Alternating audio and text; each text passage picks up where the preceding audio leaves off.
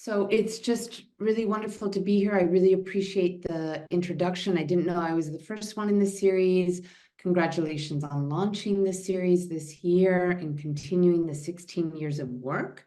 That is just incredible to know that there's a deep archive of this work on Latino America, on the Americas, on Latin America within a kind of Canadian context, and the importance of marking that.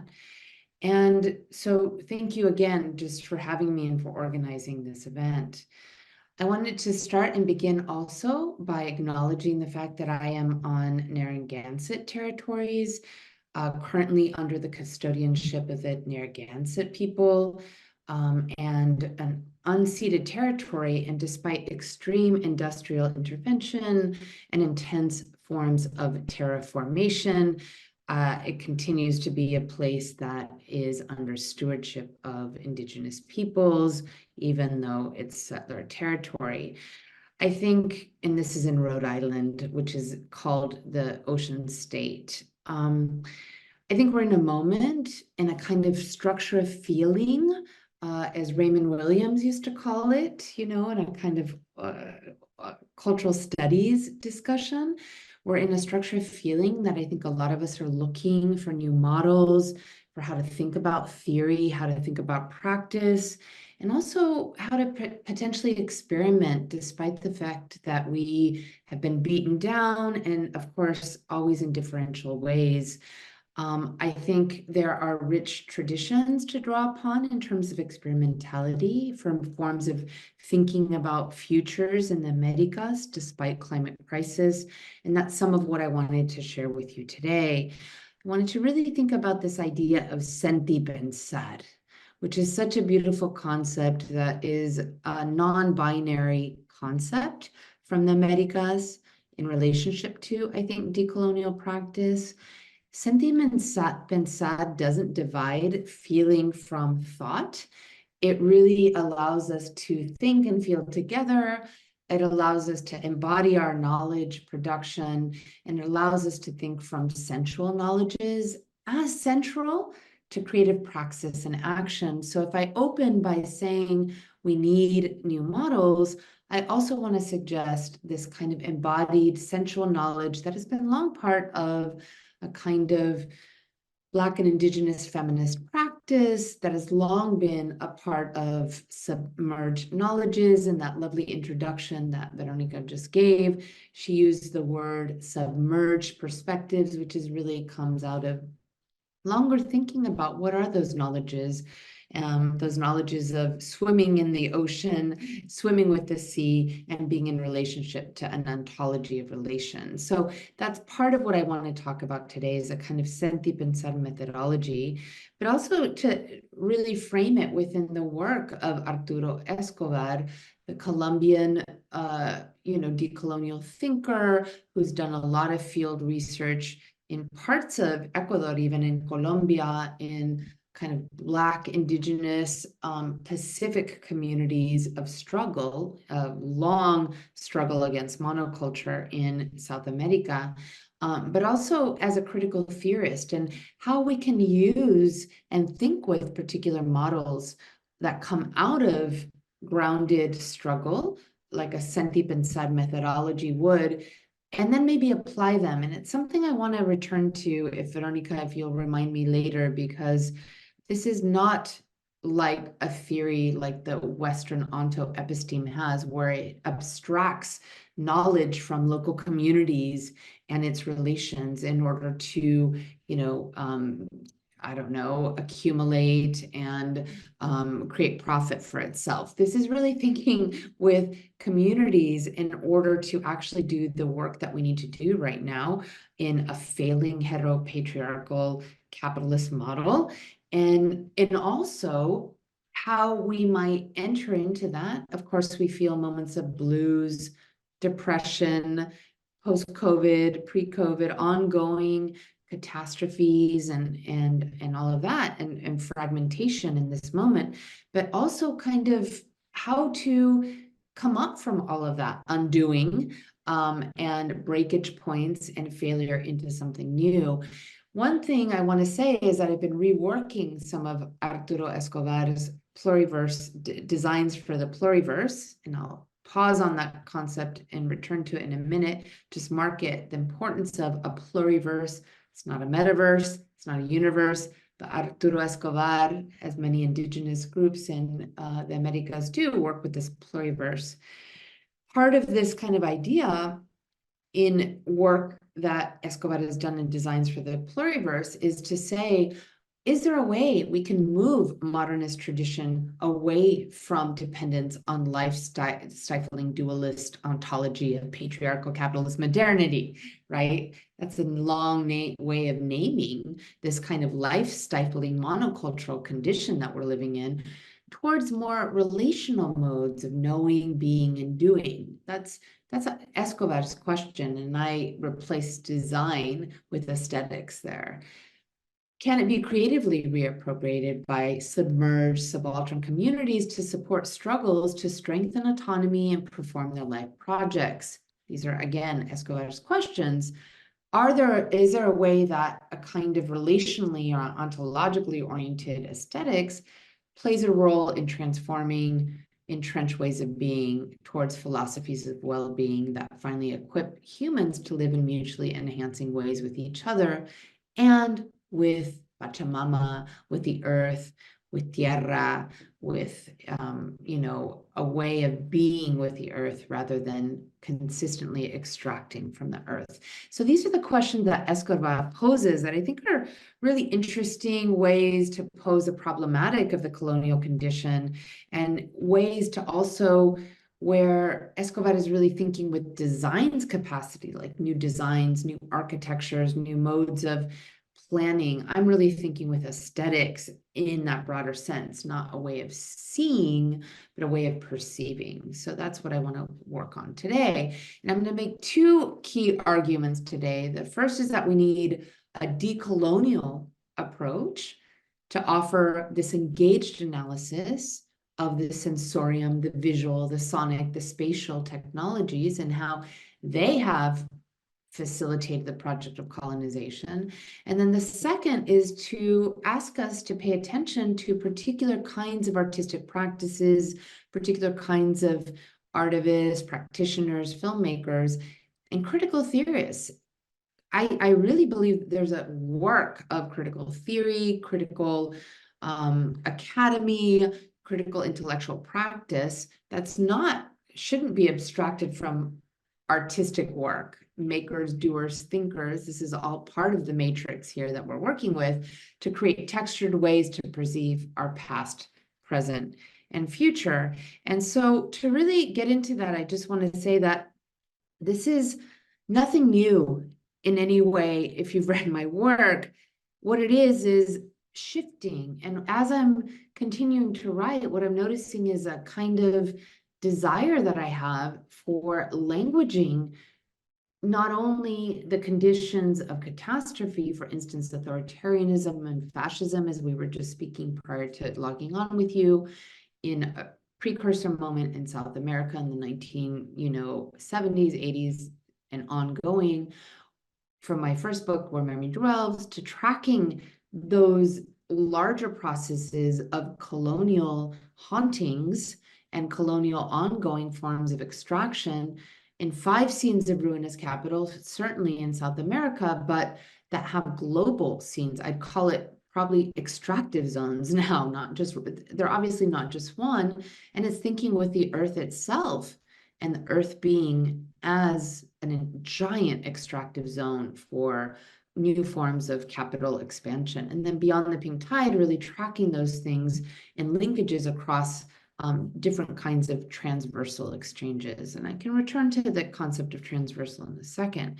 So that's part of how I'm thinking about this, and that we must also name this kind of condition of the settler colonial, ways in which we're really experiencing that in Palestine, watching it, experiencing it from afar in my own sense, but also seeing the ways in which kind of that settler colonial extraction has occurred in many, many sites, and the sense of I think Canada has a very attuned sense of indigeneity. Ecuador, I'm just speaking to the places we have speakers from here today, also as a majority indigenous nation in many ways, also has attunement. But what do I mean when I say the settler colonial? Because it's everywhere right now. And I wanted to remind us and go back and really think about Patrick Wolf's kind of idea of a system. It's not just one moment in time. It's not just ongoing necessarily, but it's a constant discussion, not discussion, constant practice within discourse to erase and destroy indigenous peoples as a precondition for expropriation of land and resources. And that process of erasure and destruction is perpetual, it lives within a kind of systemic mode.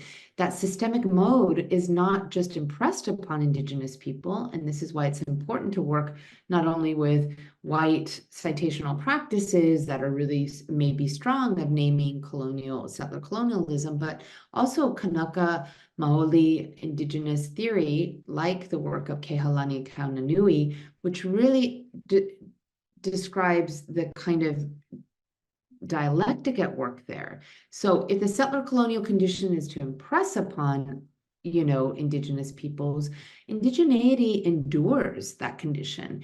It endures, it exists, it resists, it persists. And the ways in which settler colonialism, while they'd like to eradicate indigeneity, there is a kind of holding out mechanism. And so settler colonialism has to respond to indigeneity. And that's why if we're just naming the settler colonial condition in that force field of power and not naming indigenous forms of resistance, then I feel like the dialectic is not completed. And this is something that's so beautiful in the work of, you can't see the name fully there, but Macerena Bemwa, which literally means in Mapuzungun, the bad dream, the floating Ophelia figure in this work of Francisco Huichaqueo, the Mapuche filmmaker that I write extensively about in the extractive zone. And this kind of sense of this floating figure in Wallmapu territory, a sense of being in a dreamscape in a land, the kind of sense of the body as Sentip inside, where film becomes theory, and the figure of Ophelia floats beyond the colonial divide. And there's a way in which this image to me is so arresting in its blues and its ecologies, in its way of overcoming the divide between the body and nature, the body and the fluidity of the surround. So that's a really important way of thinking about a Sentip inside methodology, or kind of images that are kind of arresting.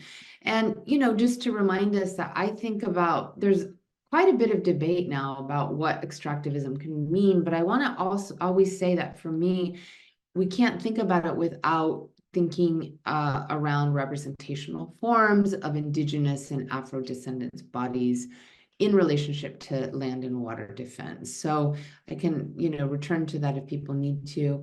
Okay, can I just ask you, I'm sorry, can you maybe turn off your screen for a minute? It's just in here. I don't know if you can hear me, but thank you for turning off your screen. I appreciate it. And thank you for being here tonight. Thank you, all of you, for being here tonight. So just briefly to kind of go through this very quickly before I turn to some examples, and then really to have a conversation with you all, as well as, Veronica, is to kind of say, well, if we're really thinking about perception and forms of decolonial seeing, which I'll describe, we also have to think with this idea of the extractive gaze. And in my own work, I've really, built out of Cedric Robinson's work in relationship to racial capitalism, as well as the work of dozens of important thinkers from Latin America, to contribute to this kind of idea of extractive capitalism, but also a kind of extractive gaze. So if we kind of think with extractive gaze, we might look at the ways in which we've inherited modern traditions of seeing, through prison design, through the panopticon of Foucault discusses, the idea of Bentham designed this kind of prison. And so seeing through a single eye, the disciplinarity of that omni-observer always looking is so central to practices of surveillance now, the single camera, even in Zoom, right? To not forget that that is a panopticon that, is watching us, to be able to see each other, of the kind of camera and the computer. So that's a kind of form of an extractive gaze, and that developed upon indigenous territories in relationship, say, to the kind of reductions that happen over time, where there was this kind of colonial overtaking of the land, a reorganization of indigenous territories of many places and spaces in the Native Americas, Turtle Island, Abiyala, and all of this Americas territory, where there's a movement, right, to reorganize the kind of round or nomadic populations and settle them into spaces that can then be surveilled and controlled in the reducciones, for instance. And then also to not forget that this is part of a larger extractive project of, sensing and technologies, forms of, being able to see into the land where the oil deposits are and where the kind of non-renewable resources are through militarized technologies is a form of the extractive gaze as well. And so part of what I've been really interested in doing is kind of thinking about, in more recent work, like what are those technologies and what are they after? The silver, the gold, the copper, the precious metals that power our computers, all through heat sensory devices. But it's still, even though there's many kinds of technologies, I would call all of these together and suggest they're part of a similar kind of project of power, trying to make the earth transparent, and trying to also make the earth transparent in order to convert those resources into, to be consumable, etc. So those are the practices. And then if that's a particular kind of monocultural aesthetics, I didn't describe it this way anywhere yet, but I'm thinking about this kind of monocultural flattened Western aesthetics that has a viewpoint that's meant to marketize, that's meant to think about accumulation for particular corporate state entities. Then there are other modes of seeing, there are other modes of elaboration, there are other sight points. And especially if we're thinking with a kind of art world, today, which is extremely extractive, something that we can return to, and I've been writing a lot about recently, then what are the kinds of other forms that we might think? So I want to briefly talk with you about 3 examples. And I think these examples open up other kinds of questions. And rather than thinking always at the level of like Canada, Ecuador, and US, again, to describe the spaces of territoriality across the digital divide that divides us today, we might think instead with, the subnational, the transregional, and indigeneity that really cuts across the nation state and provides us with very interesting modes of reorganizing and facilitating non-facilitation of the extractive gaze, or a block to the extractive gaze. So I'm going to talk briefly about Bacurau, which is a fictional town in northeastern Brazil. Pernambuco is not fictional, which is a place of, very intense slave owning activities and agro-industrial space in northeastern Brazil. And then the work of Carolina Caicedo in southwestern Cauca Valley, Colombia, a site of medium, large-scale extractivism, ongoing mega extractive projects in terms of hydroelectricity, and then Seva Calfuqueo's work, Seva, the non-binary Mapuche artist, in Wamalapu territory. So I'll go through these examples fairly quickly, and then if you have things that you want to return to and really move out of these examples into more localized conditions or your own research or your own artistic practices, I'd be very, very happy to do that. So, of course, kind of the focus is there on South America. So I'd be curious to hear from you if you've actually seen Bacurau, a film that I was talking with another Brazilian filmmaker about last night, who's working on this beautiful kind of Black martial arts. And he mentioned the importance of this film by Kleber Mendonça Filho.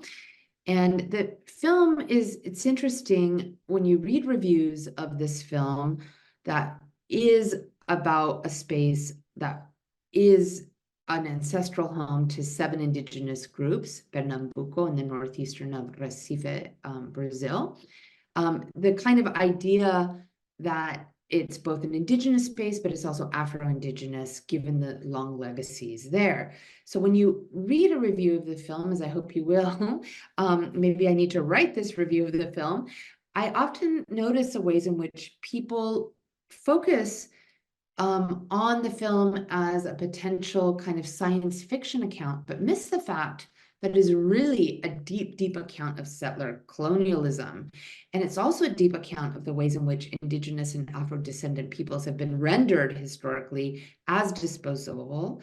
And they also miss the fact that Bacurau is modeled after a quilombo, or those formerly enslaved spaces of enlivened activity in the aftermath of Brazilian history. We might remember that in Brazil, it's a majority Black nation, that 40% of all enslaved African peoples in the transatlantic slavery were brought through Brazil, and that the plantation slavery there lasted 350 years. It wasn't abolished until 1888. So this is a very long history. And there's also a sense that, an archive about the Quilombo that's very much more emergent now, but the ways in which the kind of Quilombo in the moment, for instance, in the 19th century, when it wasn't a small organization of land, it was a place that was well protected. It was a place of 220 houses in this particular region of Brazil. There's often in a quilombo, again, these formerly enslaved communities of kind of rearticulations of African diasporic cultural memory. It's a place where there were artisans and a place of medicine, a place of cultural preservation. I would call it African states in the heart of the Americas. So this is what Bacurau is trying to bring forward. And there's a way in which we see specific cultural practices of self-defense and wonderful scenes of capoeira on psychotropes by the local townspeople. But the main plot of this film is about a settler desire for ongoing violence, a way in which there's a kind of drone flying, German and English speaking, automatic weapon toting settlers that attack this community. And they attack this community that's thriving, yet it's on the margins of the planet Earth in the deep global south, we might say. These are white settlers moving in to try to eradicate this community. What's really remarkable that is at the heart of the film, there's, sex workers and wage workers and people working on behalf of the community and local nurses and medicine people and non-binary people, etc., all working together within a very pluralistic, autonomous sense of community. And as they might in urban favelas, as they might in many rural autonomous communities in the Americas, there's not a kind of morality to, even sex work. Only that morality comes in when it's the spoils of the privilege of the mayor who comes in and demands a kind of, ownership over female bodies, Afro and Indigenous female bodies. And the mayor themselves are representing this idea of a failed technocracy. There's the bird that the town is named after, the bacurau. It's literally a very small bird in that area.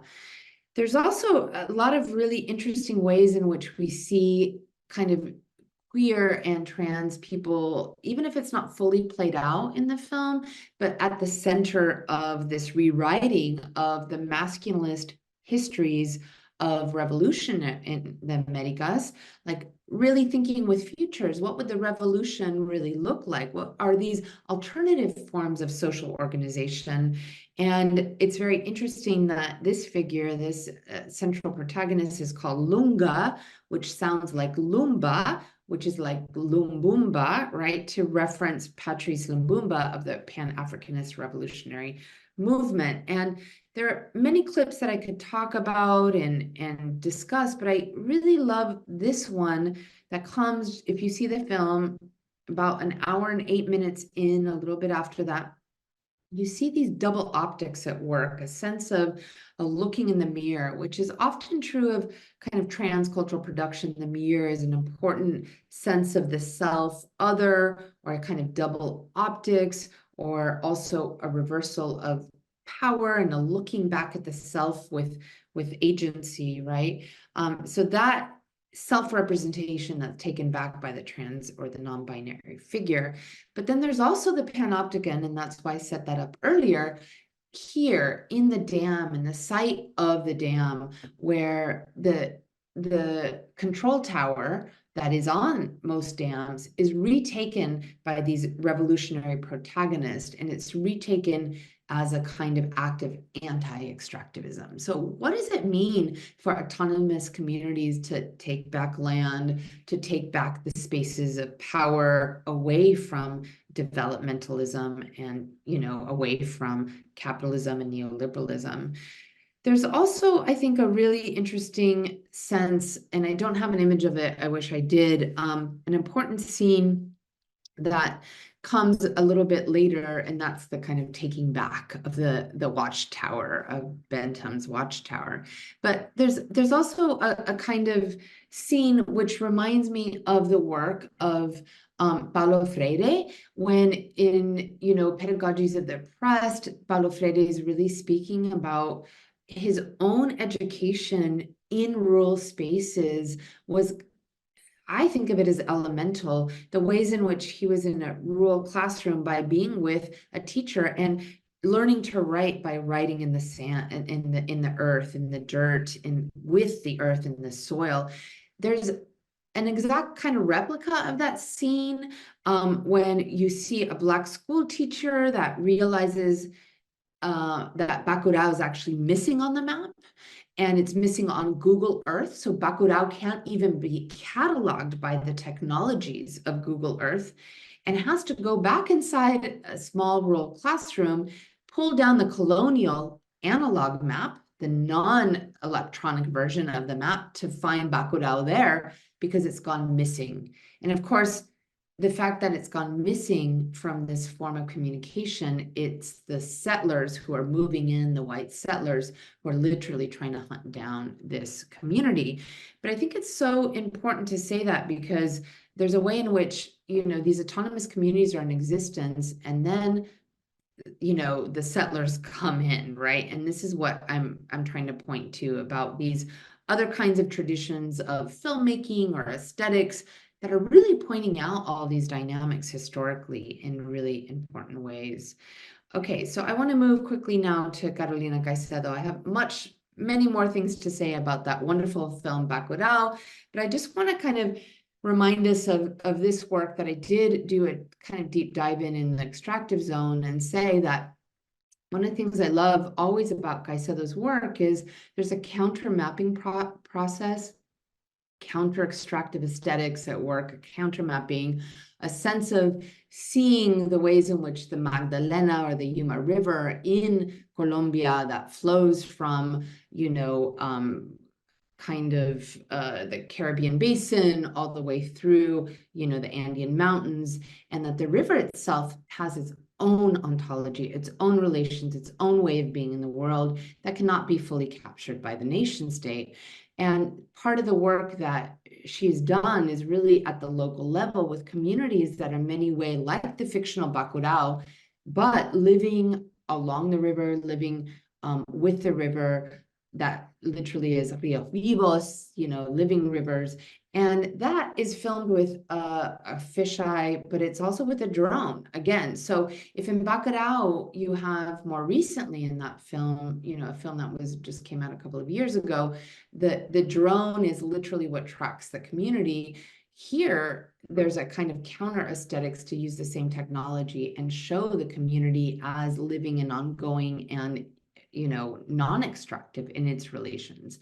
So thinking with non-extraction, here she doubles the image of the river, turns it upside down to say that, if hydroelectricity in that watchtower, the hydro dam that we saw in the previous example, if hydroelectricity is able to, garner the gravity and the flow of the river, turn it upside down as a form of like blocking the extractive gaze. So another kind of a decolonial way of seeing, a decolonial way of perceiving, dipping the camera below the river, dipping the camera into the thick muck and mud of the river, the green, alive Terra river that's liquid and has its own beingness, and then showing us that living quality as part of a kind of way to view from below. So the camera's doing a particular kind of technological work there as well, gathering and creating performances with Asokimbo and activist organizations,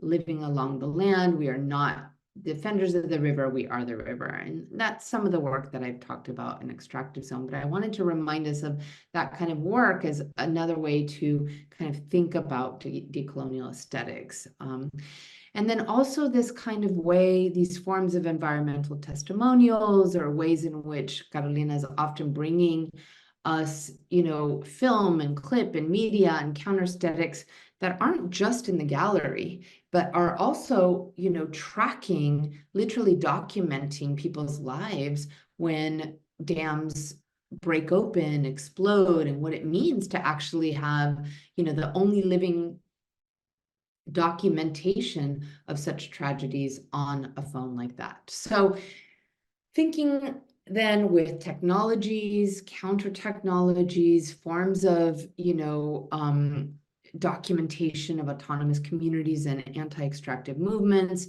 and also thinking about the possibilities of non-extractive relations. I'll say more about that in a second.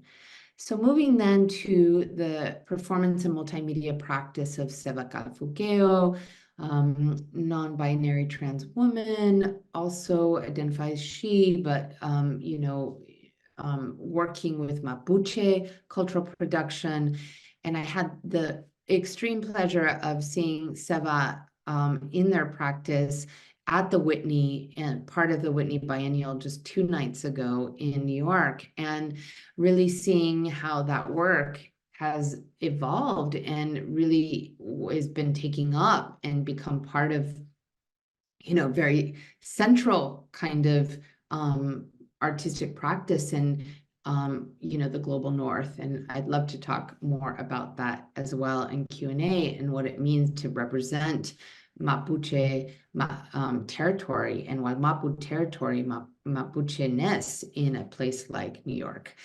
So that kind of territory that crosses, right? Ni Chilenos, ni Argentinos, but Mapuche peoples crossing from the Andes on both sides of Chile and Argentina in the deep south.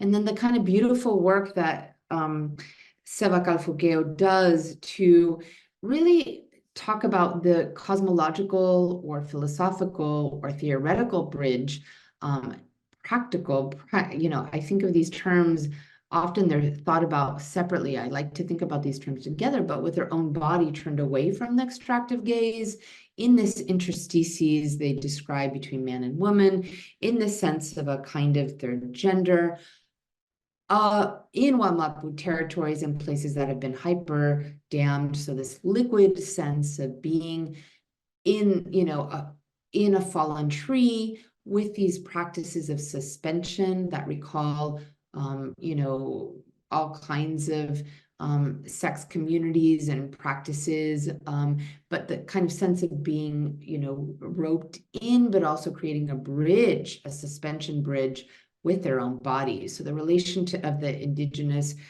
trans body to the land in, you know, the sense of kind of being a connecting point between indigenous and Winca, or non-indigenous and white worlds, between the monocultural plantation, eucalyptus plantations, between the liquid world of ancestral territory, also the kind of mediating work between real life and mediation through their own body, and also between colonialism and a kind of wild Mapuche dreamscape. So if we go to that opening image that I began with Francisco Uchequeo, where a Mapuche worldview is often bringing into visuality this kind of dreamscape, this ontological bridge between the real, quote unquote, and the ancestral world, or the dreamscape of the Beramonton, the word in Mapudungun for this dreamscape. So this work is called Kakulen, which literally translates to liquid being. And I think it's just really a kind of not an auto-testimonial work or autopoiesis or individual biomatter and self-regulation or anything like that. It's about communal possibility where the body is representing a territory, you know, and a broader space, and really thinking about fluid forms of aliveness and fluctuation and being attuned to the river and all of its generativity. So that's really important to me, as is the kind of, I have to exit out of the presentation. That's a reminder, at least so you can see this kind of video and the video work. Can you hear that?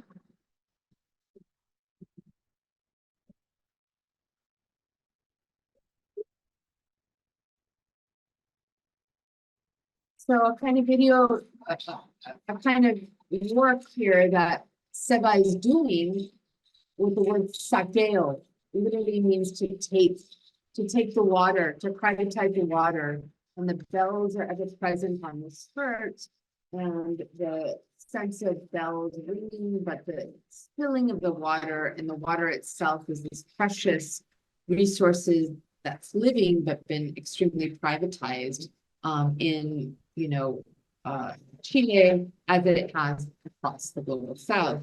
So this kind of way, also the wearing of the Genevieve star, that is a kind of sense of the Mapuche, in this case, Mapuche trans body, speaking to the pluriversal understanding of Mapuche cosmologies, a sense of stories being told of aquatic beings, the beings that live in the liquid coat underneath the kind of grounding the territory. So when it's about water in this kind of plastic, it's showing through the Mapuche body the much broader context of relations where water is embedded in a deep history and sense of being in the land. And I really love that. And I see that as a really powerful, powerful form of indigenous aesthetics, which are decolonial aesthetics. So just to conclude, and this is a big, I'll switch it to the final slide in a minute. But I think what I'm really trying to describe today is something that's like not only an interdisciplinary practice, or interdisciplinary theory or method, but I'm interested in these site-specific works, a way of thinking about embodied and integrated research, a way to think about not reproducing colonial and extractive structures of the academy, if possible. And I'm often embedded in the academy or in a museum, institutions and spaces, and all of these spaces have their own histories of coloniality that we must deal with. Also not reproducing kind of ethnographic gaze, you know, but really bringing forward this sense of a porous relation to land, to rivers, to other peoples, to human and more than human communities, to create solidarities across these spaces, to think carefully, to think with care. Such an important word today.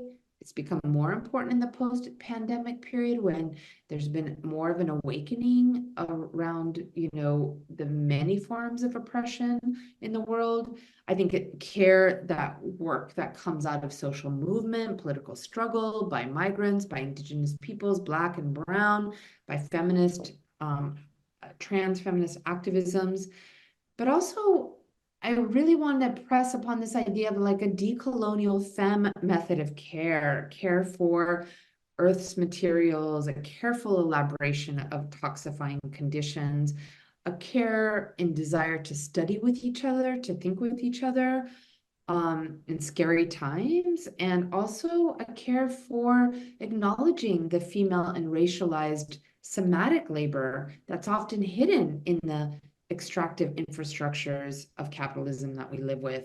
So that's what I'm interested in. And then, so to conclude, what are those things? Those things are critical views.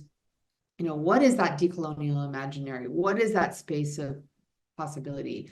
Critical views on surveillance and drones, critical views on things that captivate in the negative sense, hold captive the imagination, how to actually invert the use of technology, how to think about dipping below the water, seeing like the fish, perhaps these collaborative moments, and then drawing attention to technology and our critical interaction and codependency, if I may, with it, but also to use it to challenge state and settler genocidal logics.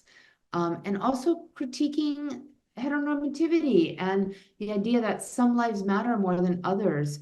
And then thinking with these decolonial aesthetics or processes or modes and social modes of being for new languages, conceptual languages, new sensoriums, new ways to think about place, memory, history, not to dehumanize, even if humanity has been long racialized, right?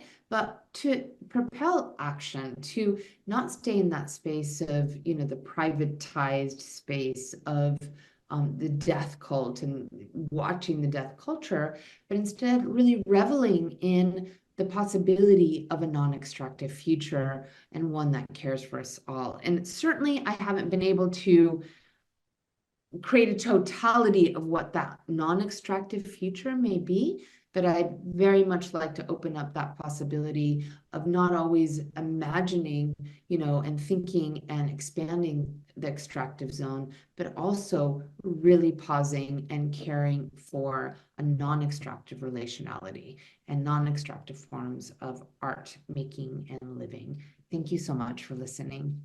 I appreciate it.